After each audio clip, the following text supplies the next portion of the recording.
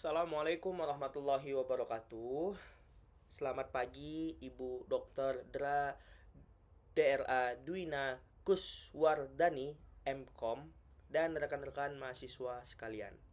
Saya Bona Hafiz Purba, NIM 2024 mahasiswa Sistem Informasi ITPLN. Hari ini saya akan mempresentasikan hasil laporan praktikum kedua saya untuk mata kuliah Machine Learning. Laporan ini berjudul Web Scraping dan Analisis Data Menggunakan Python. Sebelum kita masuk ke demo teknis, saya ingin menekankan satu hal. Dalam siklus data science,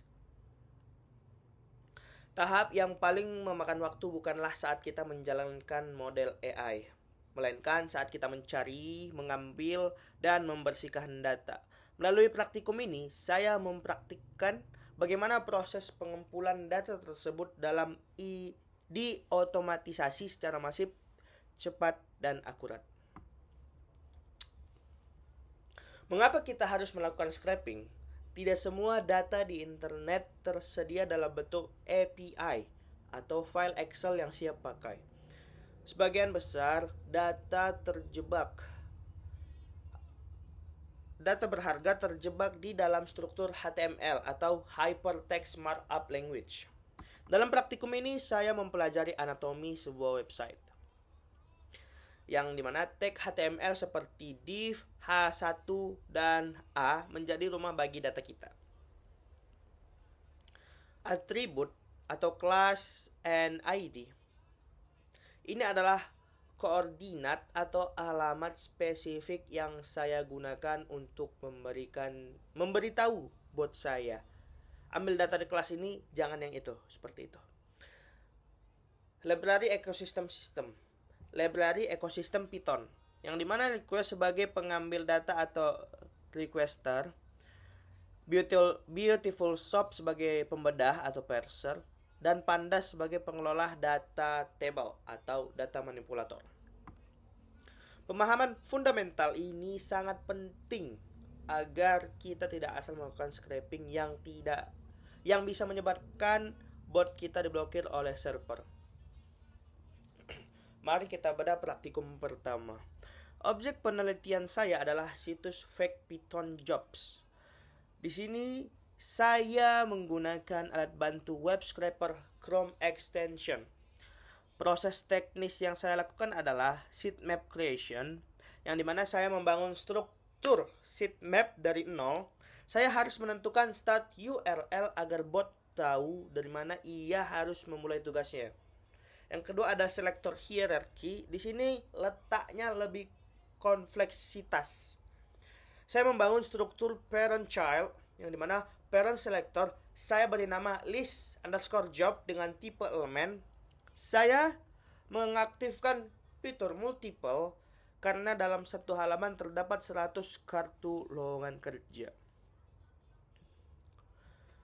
Yang kedua ada child selector. Di dalam list job saya melakukan mapping elemen spesifik. Saya mengambil H2 title untuk judul pekerjaan, dan H3 company untuk nama perusahaan, dan P location untuk domisili kantor.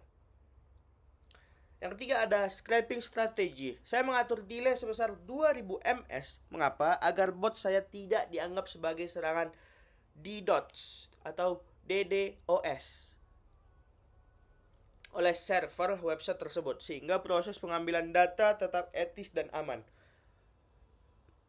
Hasil akhir adalah sebuah file CSV mentah berisi 100 baris yang siap untuk diproses ke tahap berikutnya. Sekarang mari kita masuk ke bagian yang paling teknis, yaitu pemrograman Python di Jupyter Notebook. Objek datanya adalah hasil scraping katalog laptop. Alur logika kode yang saya bangun begini. Data yang pertama itu ada data ingestion. Saya menggunakan perintah import pandas spd. Saya membaca dataset dengan pd read csv. Di sini saya langsung melakukan pengecekan awal dengan fungsi dfinfo untuk melihat apakah ada data yang kosong atau missing values di sini. Yang kedua ada complex data cleaning atau manipulasi strings. ini adalah tahap tersulit, yaitu kolom harga masih bertipe objek atau teks dengan format $999. Saya menggunakan metode .str.replies buka kurung koma dolar, kemudian saya menyambungkannya dengan fungsi s-type atau float. Logikanya, komputer tidak bisa menjumlahkan dolar. Ini hanya bisa menjumlahkan angka. Maka transportasi tipe adalah harga mati. Yang ketiga ada analisis statistik deskriptif.